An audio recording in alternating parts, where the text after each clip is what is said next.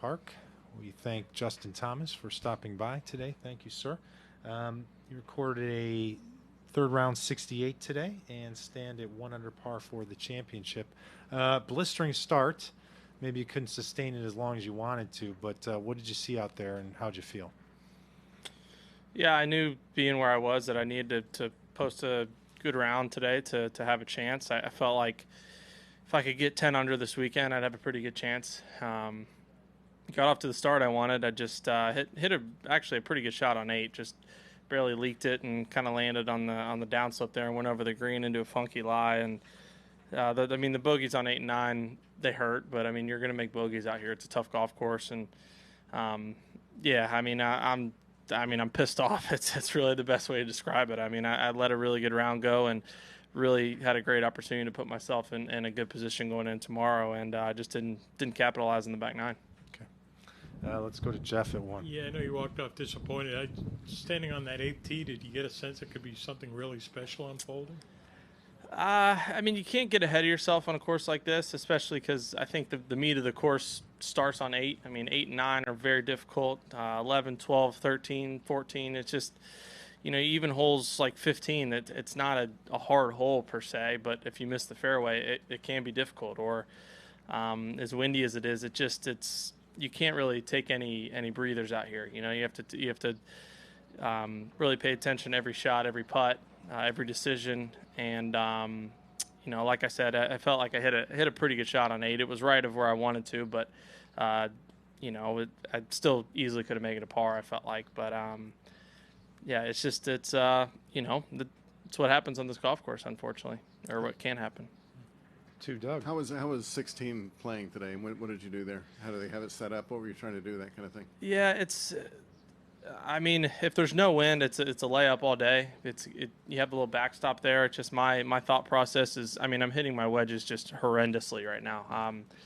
It's a strength of my game, and I for some reason can't seem to hit a wedge inside of 5 feet or 10 feet, and it's really frustrating. So to me, that's a hard wedge shot, even if you are wedging it well. Blowing 20 off the left to a pin that's tucked way front left. So I felt like my best chance of making birdie was to kind of hit a little slider driver and get it, over the right of the green or in the right rough, and you're chipping up the green kind of like Jordan did. And I towed it so bad that it just kind of hit a little divey hook. And from there I didn't have much, but I could have made 4 still. It just was where I hit it in that bunker, just like a good amount of them out here, just didn't have any sand. And I was pretty screwed if that was it had a lot of sand in it, let alone no sand. So I just didn't really put myself in a good position to save. Some bogeys, as you said, are going to happen. Was that maybe the most debilitating?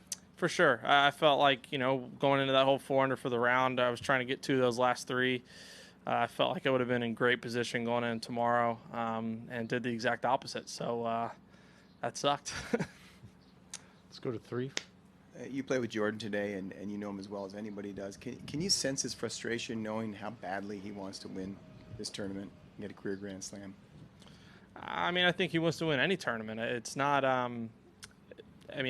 not saying this in a disrespectful way, but you guys probably think he wants to win it more than he does. You know what I mean? He wants to win any tournament like all of us do, and especially want to win any major. And, this one just always going to be put on a little bit more of a pedestal than the other ones for him. But, I know he's going to be fine.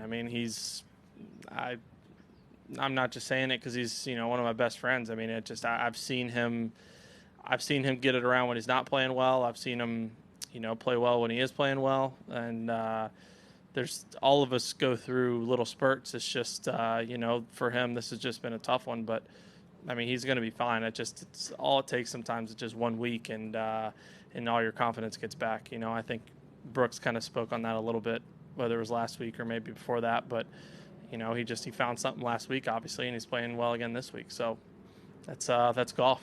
Does it show you something the way he played 18?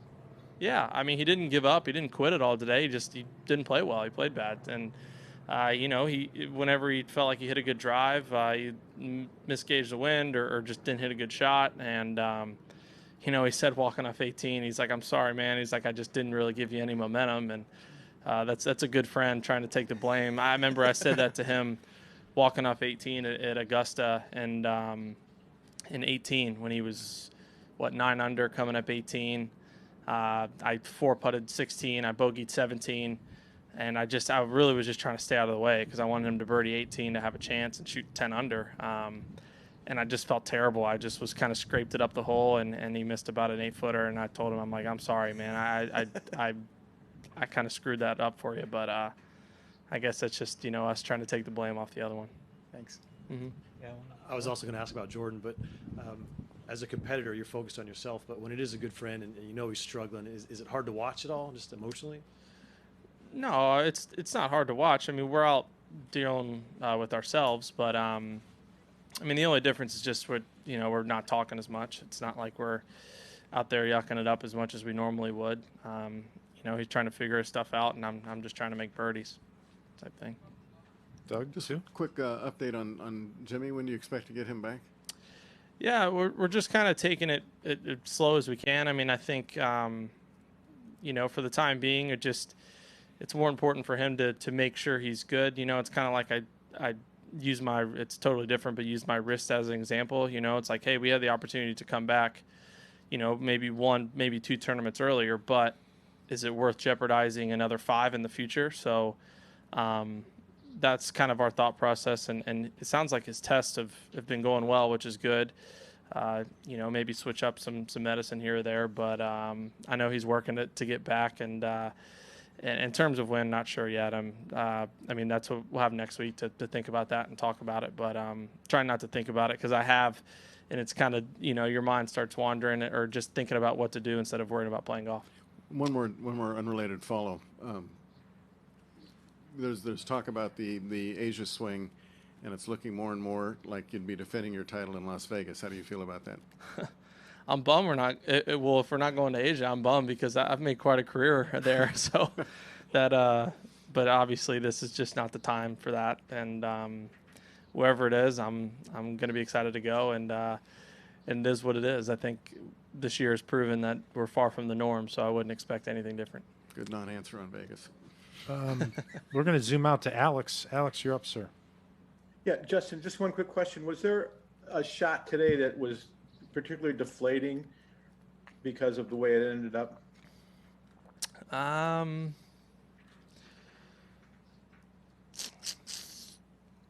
The tee shot on 16 was really bad. That was deflating just because I felt like it took a birdie opportunity away. But